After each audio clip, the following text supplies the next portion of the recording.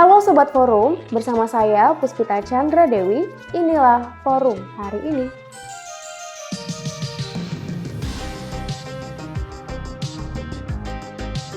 Sebelum kita masuk ke beritanya, jangan lupa like, subscribe, komen, dan nyalakan loncengnya. Sekarang, yuk kita ke beritanya. Berita pertama, Wakil Ketua KPK Alexander Marwata meminta agar tidak ada lagi penyaluran bantuan sosial atau bansos sebelum pilkada.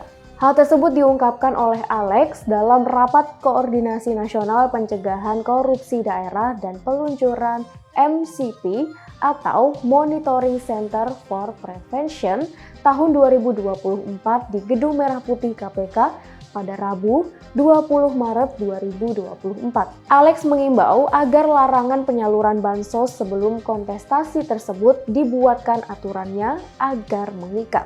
Alex mengatakan jika memang serius untuk memberikan bansos, maka dapat dilakukan saat ini, jauh sebelum pilkada atau justru nanti setelah pilkada.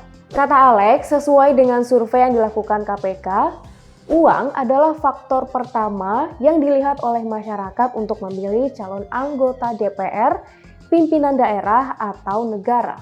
Alex juga menambahkan, atas dasar hal ini, program MCP bakal difokuskan untuk memantau anggaran-anggaran seperti bansos. MCP ini merupakan aplikasi yang dikembangkan oleh KPK untuk melakukan monitoring capaian kinerja program pencegahan korupsi melalui perbaikan tata kelola pemerintahan.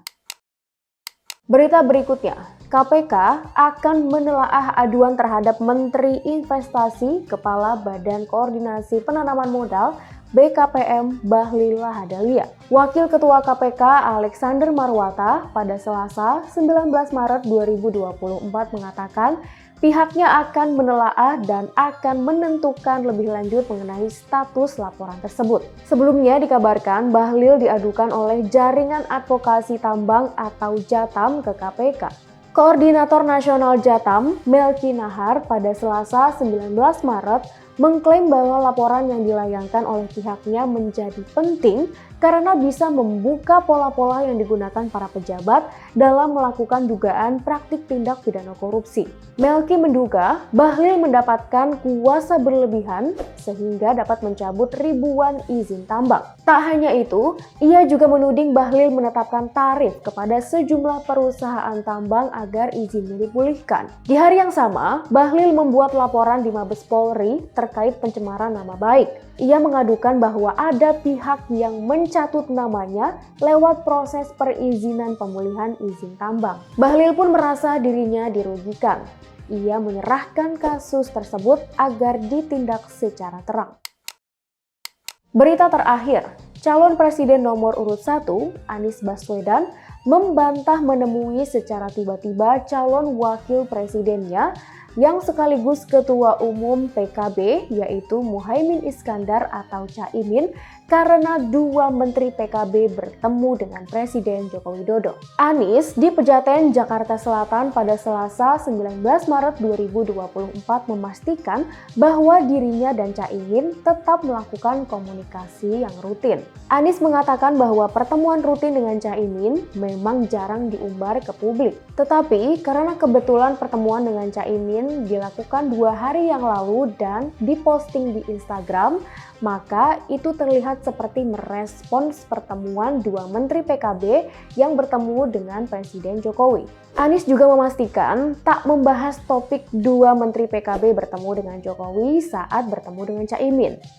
Ia mengatakan banyak hal yang dibicarakan oleh keduanya. Saat ditanyai mengenai peluang PKB yang merapat ke koalisi besar Prabowo Gibran, Anies enggan untuk menanggapi hal tersebut dan hanya mengatakan agar menanyakan hal tersebut kepada Caimin. Sebelumnya diberitakan, Menteri Desa Pembangunan Daerah Tertinggal dan Transmigrasi Indonesia atau Menteri Desa PDTT Abdul Halim Iskandar baru saja menghadap Presiden Joko Widodo di Istana Presiden Jakarta pada Senin 18 Maret. Abdul Halim menyampaikan Jokowi sempat menitipkan salam untuk adiknya. Muhaimin Iskandar sebagai Ketua Umum PKB. Ia mengatakan bahwa Jokowi memuji kinerja PKB, terutama dalam hal perolehan suara di pemilu 2024. Abdul Halim juga telah memastikan bahwa tidak ada pesan khusus lainnya dari Presiden Jokowi